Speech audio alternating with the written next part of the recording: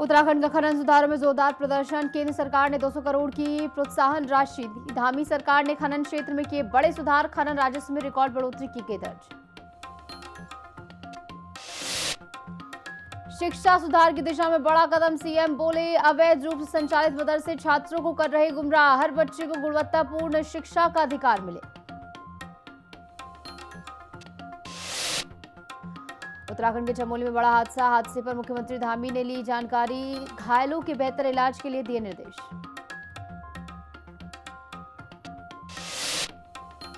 उत्तराखंड में कड़ाके की ठंड का कहर जारी। पहाड़ों में आज से बारिश और बर्फबारी के आसार। मैदानी इलाकों में भी छाया घना कोहरा।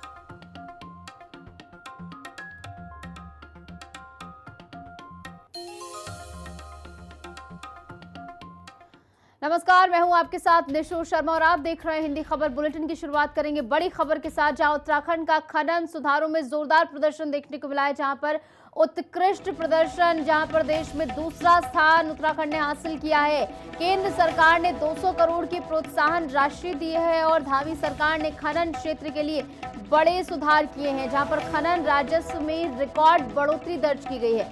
धामी सरकार के सुधारों को सराहना भी मिली है, जहां पर राज्य की अर्थव्यवस्था को इसके जरिए मजबूती भी अब मिलती हुई नजर आ रही है। खनन सुधार में उत्कृष्ट प्रदर्शन को लेकर जो है अब प्रदेश सरकार की वाहवाही हो रही है, जहां खनन सुधारों में उत्तराखंड का दम देखने को मिला है। शानदार प्रदर्शन से यहां पर दूसरा स्थान राज्य ने हासिल किया है। केंद्र सरकार ने, आपको बता दें कि 200 करोड़ की प्रोत्साहन राशि भी इसके मद्देनजर राज्य को दी है और धामी सरकार ने खनन क्षेत्र में बड़े सुधार किए हैं।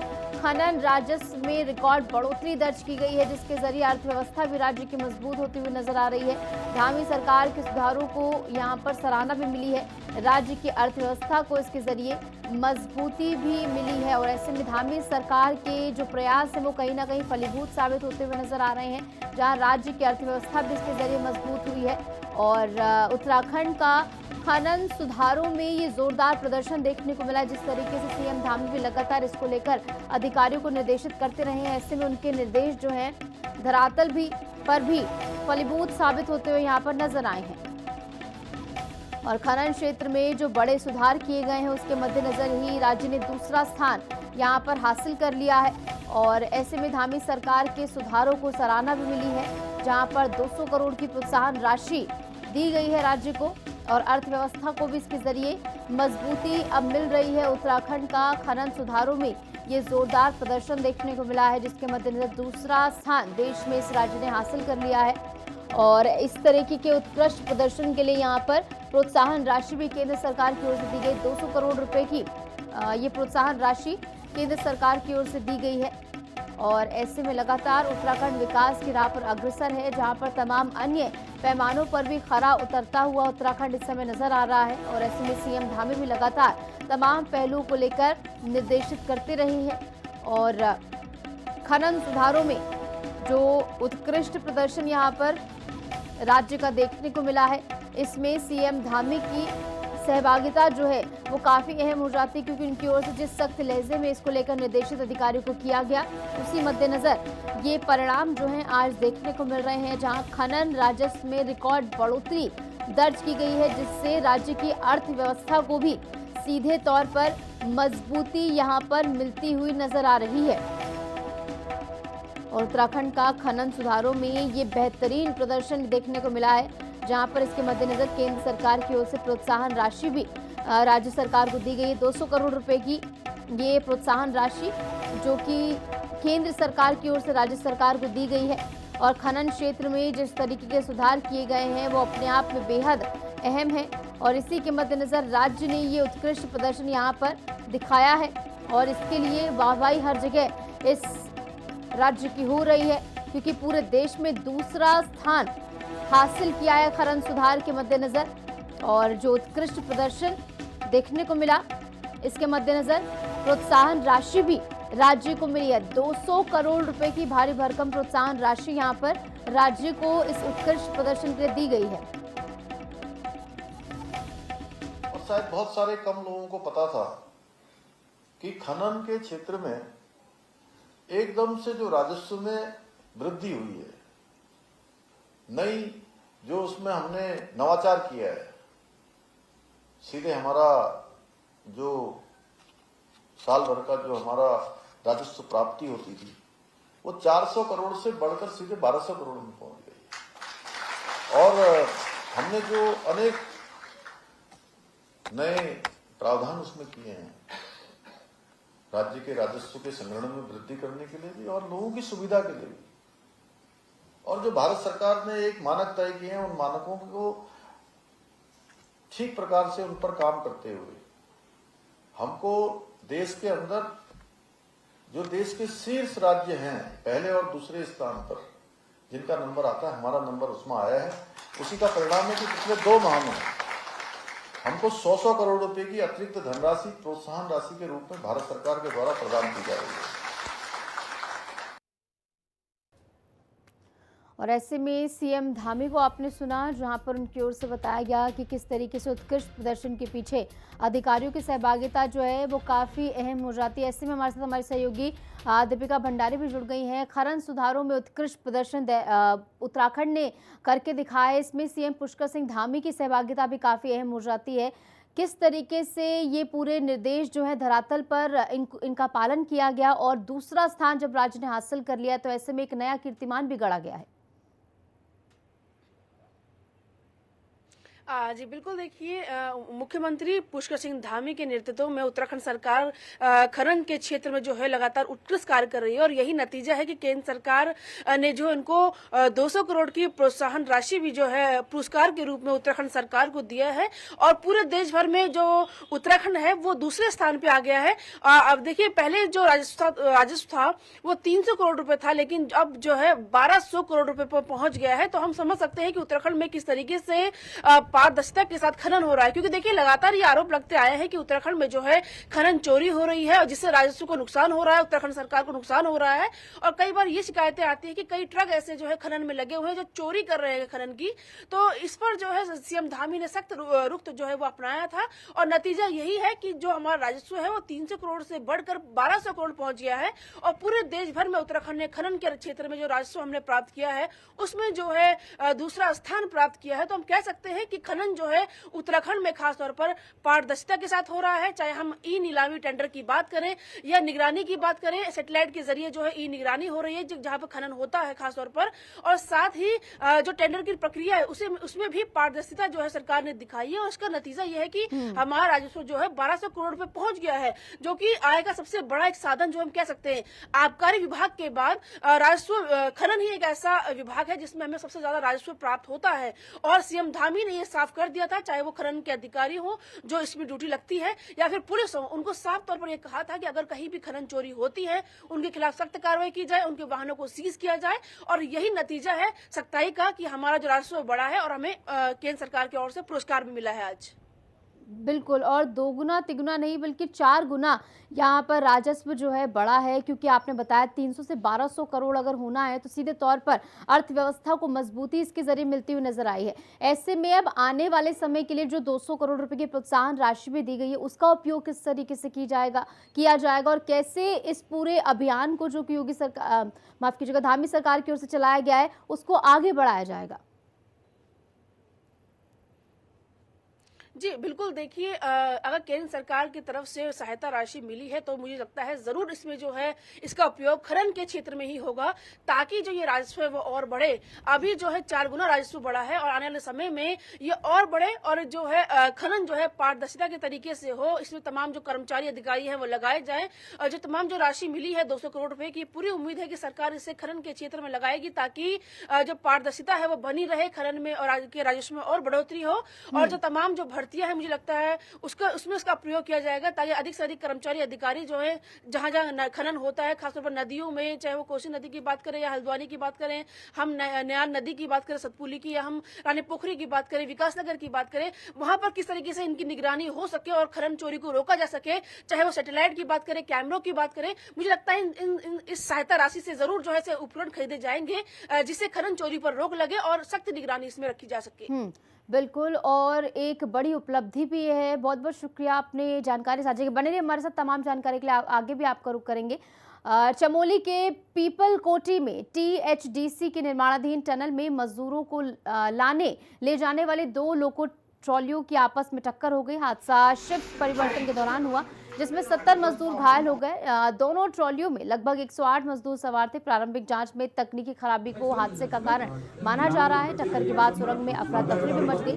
घायलों को गोपेश्वर जिला अस्पताल और पीपल कोटी अस्पताल में भर्ती कराया गया है, जहां पर अधिकांश मजदूरों को हल्की चोटें आई बताया गया है, जबकि कुछ मजदूर यहां पर गंभीर रूप से घायल हैं। सभी घायल मजदूर का इलाज जारी है।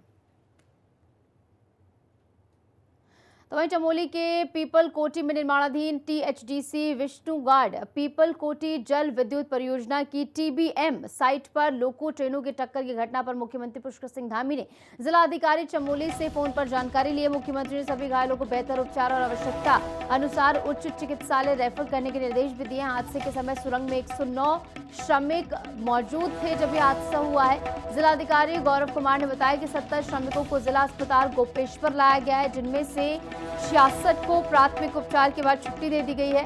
4 श्रमिक अस्पताल में भर्ती हैं, जबकि अन्य इस समय सुरक्षित बताए जा रहे हैं। यानी 4 अभी भी भर्ती है, जिनका इलाज चल रहा है। जो जानकारी प्राप्त हुई है, पीपल कोटी में टीएचडीसी के टनल का काम एचसीसी कंपनी है उसके द्वारा किया जा रहा था। उसमें 2 उनकी लोकल ट्रेन होती हैं अंदर सुरंग में जाने के लिए, उन दोनों में टक्कर हुई है। और पहले तो संख्या कम आ रही थी, बट दोनों ट्रेनों में कुल मिलाकर जो लोग सवार थे उनमें से 86 लोगों को घायल होने की सूचना है। और उसमें से 68 लोगों को जिला अस्पताल चमोली में और 18 लोगों को जिला जो चिकित्सालय पीपल कोटी में वहाँ भर्ती कराया गया है। कुल 86 लोग घायल हुए सब मिला के, और जिसमें से 4 लोगों को हल्का सा फ्रैक्चर था, बाकी सभी को रिलीव कर दिया गया है। वर्तमान में केवल 4 लोग हैं जिनको हल्की सी इंजरी है, फ्रैक्चर है, और वो पूरी तरह से खतरे से बाहर हैं। किसी प्रकार की चिंता की आवश्यकता नहीं है। जिलाधिकारी चमोली को घटना की मजिस्ट्रेटी जांच के आदेश कर दिए गए हैं। आपदा प्रबंधन विभाग की ओर से भी एक उनको नोटिस जारी किया जा रहा है, और भविष्य में ऐसी घटना न घटे इसके लिए व्यवसाय सुचारू करने के लिए निर्देश दिए जा रहे हैं टीएचडीसी और एचसीसी को।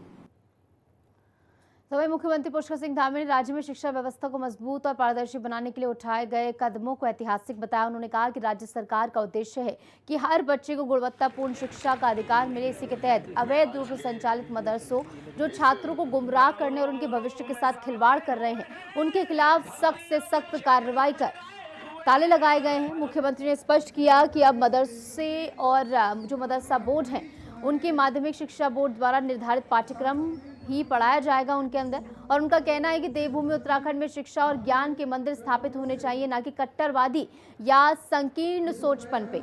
ये नया कानून नई पीढ़ी और राष्ट्र निर्माण, चरित्र निर्माण और समाज के विकास में सकारात्मक योगदान देने की दिशा में प्रेरित करेगा। सभी को शिक्षा का अधिकार मिले, एक ऐसा कानून राज्य के अंदर बनाया गया है कि अवैध रूप से चलने वाले मदरसे जो छात्रों को गुमराह करने का काम करते हैं, छात्र छात्राओं के जीवन के साथ कहीं ना कहीं धोखा करते हैं, उनको अवैध रूप से जो चलने वाले थे हमने ताला भी लगाया है। और आगे जो माध्यमिक शिक्षा बोर्ड के द्वारा जो निर्धारित पाठ्यक्रम है वो पाठ्यक्रम ही उन मदरसों बोर्डों में पढ़ाया जाए, ऐसा प्रावधान भी किया गया है। इसके पीछे हेतु ये है कि राज्य के अंदर देवभूमि के अंदर शिक्षा और ज्ञान के मंदिर स्थापित हों, न कि एक कट्टरवादी सोच या मैं कहूँ कबीलाई मानसिकता, ये किसी भी प्रकार से हमारी नई पीढ़ी पर हावी नहीं होनी चाहिए। उनका राष्ट्र के उत्थान में, राष्ट्र के विकास में, चरित्र के निर्माण में, हर दृष्टि से समाज के लिए उनका योगदान हो, इस दृष्टि से नया कानून लाया गया है। धन्यवाद।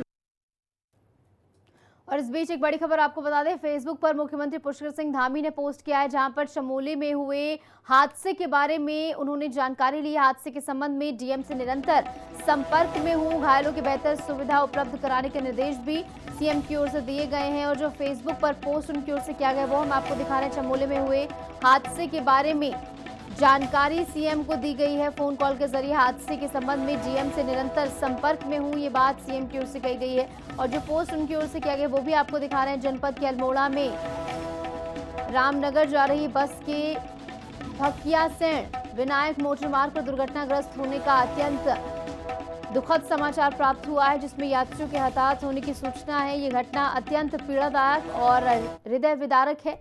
ईश्वर से प्रार्थना है कि दिवंगतों की आत्मा को यहाँ पर शांति मिले। ये बात सीएम की ओर से कही गई है और सीधे तौर पर यहाँ पर इस घटना को लेकर सीएम की ओर से दुख व्यक्त किया गया है और इस दुखद घटना को लेकर सीएम की ओर से अधिकारियों को भी निर्देशित किया गया है कि सभी घायलों को उचित उपचार जो है मुहैया कराया जाए। चलिए खबरों में आगे बढ़ेंगे। उत्तराखंड में कड़ाके की ठंड का कहर लगातार जारी है, जहां उत्तराखंड में आज भी मौसम का मिजाज बदलता हुआ नजर आएगा। पहाड़ों में आज से बारिश और बर्फबारी के आसार है, तो वही मैदानी इलाकों में भी घना कोहरा छाया रहेगा। उत्तरकाशी, चमोली, पिथौरागढ़ में बर्फबारी की संभावना है। हरिद्वार समेत मैदानी जिलों के लिए येलो अलर्ट यहां पर जारी किया गया है। यानी आप समझिए कि मौसम का मिजाज आज भी बदलता हुआ नजर आएगा, जहां पर बताया जा रहा है मैदानी इलाकों में घना कोहरा छाया रहेगा और ऐसे में कड़ाके की ठंड से जूझते हुए लोग नजर आ रहे हैं। चमोली, पिथौरागढ़ में बर्फबारी की संभावना भी जताई जा रही है।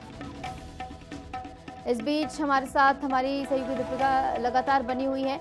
दीपिका, तो मौसम को लेकर अपडेट ये है कि आज भी मौसम का मिजाज जो है बदलता हुआ नजर आएगा, ठंड और ज्यादा बढ़ने की आशंका है। बर्फबारी को लेकर भी मौसम विभाग की ओर से अलर्ट जारी किया गया है। जी बिल्कुल, देखिए मौसम विभाग ने जो है खासतौर पर जो पहाड़ी जिले हैं नैनीताल, पिथौरागढ़, रुद्रप्रयाग, टिहरी, पौड़ी, यहाँ पर जो है बर्फबारी का अलर्ट जारी किया है। इसी के साथ अगर देहरादून, हरिद्वार की बात करें मैदानी जिलों की, तो यहाँ पर भी हल्की फुल्की बारिश की संभावना जो है वो जाहिर की है और येलो अलर्ट जारी किया गया है। और हम देखेंगे सुबह से ही मौसम जो है वो काफी ठंडक भरा है और यहाँ पे कोहरा जो है वो काफी, जिससे वाहन चालकों को जो है वाहन चलाने में दिक्कतों का सामना करना पड़ रहा है। लगातार नगर निगम, पुलिस विभाग की टीम जो है वो ये कह रही है कि येलो जो लाइट है वो लगा के चलिए, क्योंकि कई बड़ा हादसे जो है वो यहाँ हुए। मैं आपको देखिए तस्वीर में दिखाऊंगी किस तरीके से घना कोहरा जो है उसने अपने आगोश में पूरे देहरादून शहर को ले रखा है। लेकिन कहीं ना कहीं देखिए जिस तरीके से बर्फबारी का अलर्ट जारी किया गया है, खासतौर पर जो पर्यटक हैं बाहरी क्षेत्र के, वो मसूरी पहुंच रहे हैं, टिहरी पहुंच रहे हैं, नैनीताल पहुंच रहे हैं, क्योंकि नए साल का जश्न मनाने के लिए बर्फबारी का इंतजार जो है पर्यटक हर साल करते हैं। ऐसे में जो ये बर्फबारी का अलर्ट जारी किया गया है वो उनके लिए अच्छा है, लेकिन कहीं ना कहीं ठंड जिस तरीके से बढ़ रही है, जो बेघर लोग हैं, असहाय लोग हैं, उनके लिए जो दिक्कत है वो बढ़ जाती है। ऐसे में मुख्यमंत्री ने ये भी निर्देश दिए हैं कि जो रैन बसेरे हैं उनकी व्यवस्था जो है अच्छी की जाए, अलाव की व्यवस्था जो है ऐसे लोगों के लिए की जाए, पुलिस कर्मियों के लिए की जाए जो नाइट ड्यूटी करते हैं। तो मैंने आपको तस्वीर में दिखाया, क्योंकि आज जो है खासतौर पर मौसम सच में बहुत ही ठंडक भरा है और दूर दूर तक जो है वो कुछ नजर नहीं आ रहा है। ऐसे में लोगों से अपील की जा रही है लगातार कि संभल कर जो है वो यात्रा करें, क्योंकि आज जो है बर्फबारी का अलर्ट है और बारिश का अलर्ट है और ठंडक और बढ़ने का आसार है। बिल्कुल, यानी अब ठंड जो है और ज्यादा बढ़ती हुई नजर आएगी। बहुत बहुत शुक्रिया, आपने जानकारी साझा की दीपिका। खबरों में आगे बढ़ेंगे। उत्तरकाशी जनपद में मौसम परिवर्तन के चलते घनी धुंध छाई हुई है और ठंड में लगातार इजाफा हो रहा है। उच्च हिमालय क्षेत्र जो आमतौर पर दिसंबर में बर्फ से ढके रहते हैं, इस बार बर्फ विहीन नजर आ रहे हैं। पहाड़ों का सफेद रंग गायब होकर धूल भरा दिखाई दे रहा है, जिससे आम जनजीवन प्रभावित हो रहा है। बर्फबारी न होने से नदियों के जलस्तर में गिरावट की आशंका भी जताई जा रही है। मां गंगा और यमुना के शीतकालीन प्रवास स्थलों पर पर्यटक पहुंच रहे हैं, लेकिन कड़ाके की ठंड के कारण ठहराव कम है। नए साल को लेकर हर्षिल में बर्फबारी की उम्मीद से पर्यटकों की संख्या धीरे धीरे वहां पर बढ़ रही है। तो ऐसे में बर्फबारी का हालांकि लोगों की ओर से इंतजार किया जा रहा है, लेकिन ठंड यहां पर लगातार बढ़ रही है। बर्फबारी ना होने के चलते नदियों का जो जलस्तर है वो भी प्रभावित हो सकता है, मौसम विभाग की ओर से कहा गया है। ऐसे में अब जो तमाम पर्यटक यहां पर पहुंच रहे हैं नए साल के मद्देनजर जश्न मनाने के लिए, उनकी ओर से जाहिर तौर पर इच्छा जाहिर की जा रही है कि बर्फबारी यहां पर हो ताकि बर्फबारी का लुत्फ उठा पाए।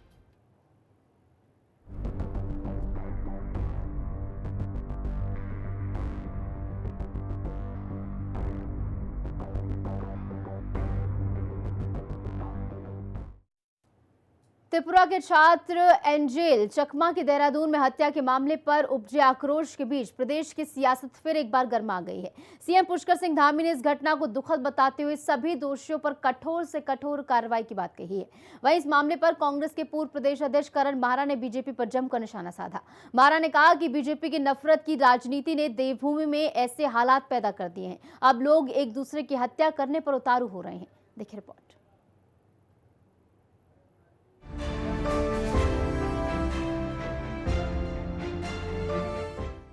एंजेल चकमा की हत्या पर उठे सवाल, कांग्रेस बोली बीजेपी ने बनाए ऐसे हाल। त्रिपुरा के छात्र की हत्या पर सियासत, माहरा बोले ये बीजेपी की फैलाई हुई नफरत। त्रिपुरा निवासी छात्र एंजेल चकमा पर 9 दिसंबर को देहरादून के सेलाकोई में कुछ युवकों ने हमला कर दिया था। एंजेल चकमा अपने भाई के साथ कुछ खरीदारी करने के लिए बाजार गए थे, जहां युवकों ने चाकू और कड़े से एंजेल पर हमला किया। हमले में गंभीर रूप से घायल एंजेल की अस्पताल में 17 दिन तक इलाज के बाद मौत हो गई। एंजेल चकमा पर हमले के मामले में 5 आरोपियों को गिरफ्तार किया गया है। गिरफ्तार आरोपियों में 4 उत्तराखंड से, 1 आरोपी मणिपुर और 1 नेपाल का निवासी है। नेपाल निवासी आरोप फरार है, जिसकी गिरफ्तारी के प्रयास किए जा रहे हैं। इस मामले में नस्लीय टिप्पणी को विवाद का कारण बताया गया। हालांकि पुलिस ने नस्लीय टिप्पणी के कारण विवाद से इनकार किया है। पुलिस का कहना है कि मौके पर हुई बहस के कारण ये घटना हुई और इसमें नस्लीय टिप्पणी के कोई सबूत नहीं मिले हैं। देखिए, जो अभी तक की इन्वेस्टिगेशन है चूंकि ओपन है और इसमें जो प्रत्यक्षदर्शी हैं या जो अक्यूज से जो इंट्रोगेशन की गई थी और जो अन्य लोगों से जानकारी गई, तो प्रथम दृष्टया इसमें ऐसी कोई बात प्रकाश में नहीं आई थी कि इसमें कोई नस्ली टिप्पणी लेकर कोई ऐसी घटना हुई है। बट सडन मोमेंट पे जो वहां पर क्लैश हुआ और जो वार्ता हुई, वहां पर जो इस तरह से जो कंफ्यूजन हुआ, उसके कारण जो है ये घटना पूरी कारित हुई है। लेकिन फिर भी इन्वेस्टिगेशन अभी ओपन है। इसमें जो भी साक्ष्य जिसके द्वारा प्रस्तुत किए जाएंगे या परिजन है या अन्य लोग हैं, उसके हिसाब से इसमें इन्वेस्टिगेशन अभी भी आगे चल रही है। इस घटना के बाद देहरादून सहित देश के कई स्थानों पर पूर्वोत्तर के छात्रों की सुरक्षा का मुद्दा गर्मा गया है। मामले की गंभीरता को देखते हुए सीएम पुष्कर सिंह धामी ने मृतक एंजेल चकमा के पिता से फोन पर बात कर घटना पर दुख जताया है। साथ ही उन्हें भरोसा दिलाया कि दोषियों के खिलाफ कठोरतम कार्रवाई सुनिश्चित की जाएगी। मुख्यमंत्री ने कहा है कि देश विदेश से उत्तराखंड आकर पढ़ रहे छात्रों की सुरक्षा को सुनिश्चित करना और किसी भी पीड़ित को न्याय दिलाना सरकार की सर्वोच्च प्राथमिकता है और इस दिशा में किसी भी स्तर पर कोई कोताही नहीं बरती जाएगी। वहीं इस मामले को लेकर कांग्रेस ने बीजेपी पर निशाना साधा है। कांग्रेस के पूर्व प्रदेश अध्यक्ष करण माहरा ने कहा है कि जिस राज्य ने हमेशा शांति, भाईचारे और अतिथि देवो भव की परंपरा को निभाया, वहां बीजेपी की नफरत की राजनीति ने हालत ये कर दी है कि अब लोग एक दूसरे की हत्या करने पर उतारू हो जा रहे हैं। यह स्पष्ट रूप से उन्हें आश्वस्त किया कि उनके पुत्र के सभी हत्यारों को शीघ्र गिरफ्तार कर कानून के हवाले किया जाएगा। जो 6 हत्या के आरोपी हैं, उनमें से 5 पहले से ही पुलिस ने उनको गिरफ्तार कर लिया है, वो सभी जेल में हैं। मैं स्पष्ट करना चाहता हूं कि कानून व्यवस्था और नागरिकों की सुरक्षा उत्तराखंड सरकार की सर्वोच्च प्राथमिकता है। इस गंभीर प्रकरण में पुलिस द्वारा भी त्वरित, संवेदनशील और सख्त कार्रवाई की गई है तथा जो मुख्य वांछित अभियुक्त है उसकी गिरफ्तारी के लिए भी प्रभावी प्रयास किए जा रहे हैं। दोषियों को किसी भी परिस्थिति में बख्शा नहीं जाएगा। और ये नस्ली हिंसा लगातार उत्तराखंड जैसे राज्यों में बढ़ रही है। ये उदाहरण है इस बात का कि भारतीय जनता पार्टी की सरकार में लगातार जो नफरत की राजनीति है, अब वो ऐसे हालात पैदा कर रही है कि लोग दूसरे की हत्या करने पर उतारू हो जा रहे हैं। उत्तराखंड राज्य, जिसको देवभूमि कहा जाता है, भाईचारे, प्रेम और प्राकृतिक सौंदर्य के लिए पहचाना जाता है, अध्यात्म के लिए पहचाना जाता है, पर अब यहाँ का माहौल दूषित हो गया है। लोग डर के माहौल पे हैं, लोग घृणा कर रहे हैं, भ्रष्टाचार में लिप्त होते जा रहे हैं। एक बहुत खराब उदाहरण के रूप में उत्तराखंड अपने आप को पेश कर रहा है। एंजेल चकमा के हत्या के आरोपियों की गिरफ्तारी और पुलिस के इसे नस्लीय हिंसा का मामला होने से इनकार करने के बावजूद इस मुद्दे पर सियासत गरमाई हुई है। प्रदेश सरकार और पुलिस जो भी दलीलें दे रही हो, लेकिन कांग्रेस का कहना है इस घटना से देश में देवभूमि के प्रति गलत संदेश गया है और बीजेपी सरकार इसकी जवाबदेही से भाग नहीं सकती। देहरादून से संवाददाता दीपिका भंडारी और शुभांगी भट्ट के साथ ब्यूरो रिपोर्ट, हिंदी खबर। और इसी के साथ हमारे इस खास बुलेटिन में इतना ही। आप बने रहिए हिंदी खबर के साथ। नमस्कार।